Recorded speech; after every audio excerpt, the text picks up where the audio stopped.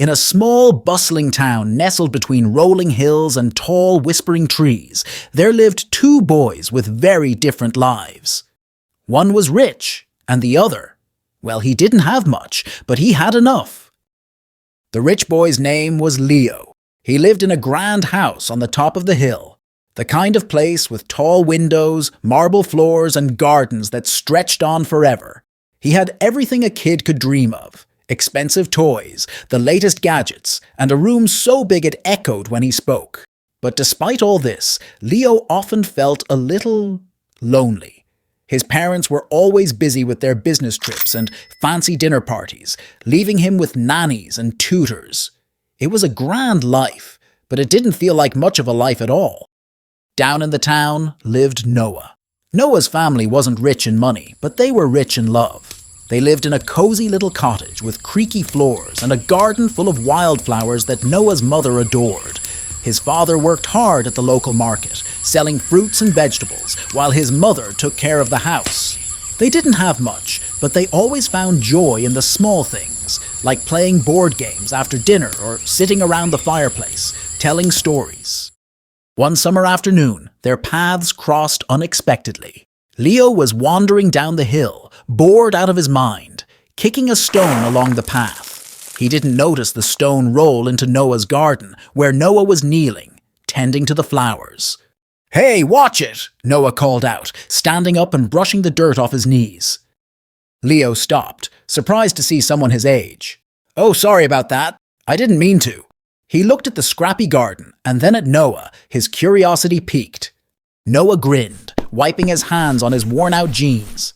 "No harm done.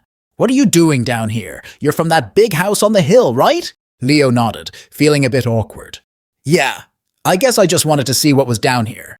"Well, there's not much," Noah said with a shrug. "But it's home." He looked at Leo, noticing how clean and polished he looked compared to his dusty clothes. But instead of feeling out of place, Leo found himself intrigued. "You've got flowers," Leo said, pointing to the wild blooms.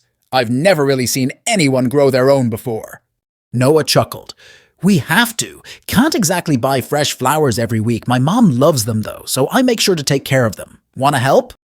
Leo hesitated for a moment. No one had ever asked him to help with anything like this before. He usually had people do things for him. But something about the way Noah smiled made it seem like a good idea. So he nodded. And that's how it began. Day after day, Leo would come down from his grand house to the little garden in town. He learned how to pull weeds, plant seeds, and water the flowers just right. But more importantly, he learned about Noah's life. He heard stories of his family, the laughter they shared over simple dinners, and the joy they found in the little things. In return, Leo shared his world too, telling Noah about the grand parties his parents threw, the expensive vacations they took, and the loneliness that sometimes followed him like a shadow. Noah listened, and though their worlds were different, he didn't judge. He just understood.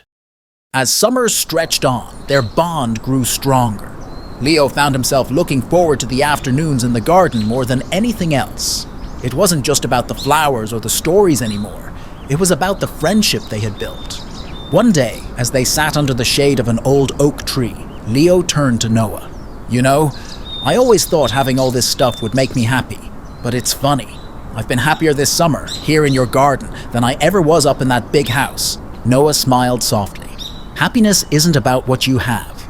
It's about who you share it with. And in that moment, Leo knew he had found something far more valuable than any toy or gadget. He had found a true friend. From then on, they weren't just the rich boy and the poor boy. They were Leo and Noah, two friends from different worlds, sharing one simple truth. Life is best when shared with someone who cares. And as the seasons changed, so did they. Their friendship grew, and the lines between rich and poor faded away, leaving only the beautiful bond they had built together.